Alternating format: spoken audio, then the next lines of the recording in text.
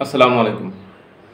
২০২৪ সালের আগস্টের আন্দোলনের আগ পর্যন্ত আমরা বঙ্গবন্ধু, বাংলাদেশের সংস্কৃতি, বাংলাদেশের এই যুদ্ধ ইতিহাস সম্পর্কে আমরা যেভাবে জেনে এসেছি, ঠিক তার উল্টো প্রেক্ষাপটগুলো আমরা বর্তমানে জানতেছি।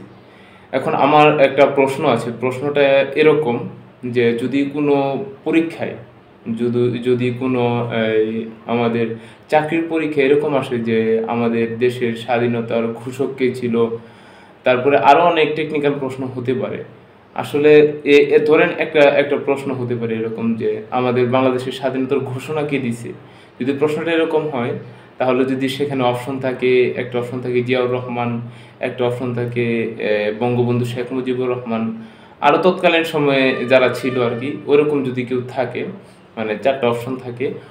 ওই অপশনগুলোর মধ্যে যদি বঙ্গবন্ধু অথবা জিয়াউর রহমান অথবা অন্য কেউ যদি ওই প্রশ্নের সঠিক উত্তরগুলো হয়ে থাকে, তাহলে আমরা কোন মানে প্রশ্নের উত্তরটা দিলে সঠিক হবে, এটা জানতে চাই।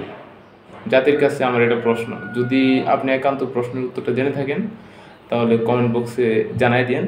জাতির উপকারে আসবে মনে হয় আমার।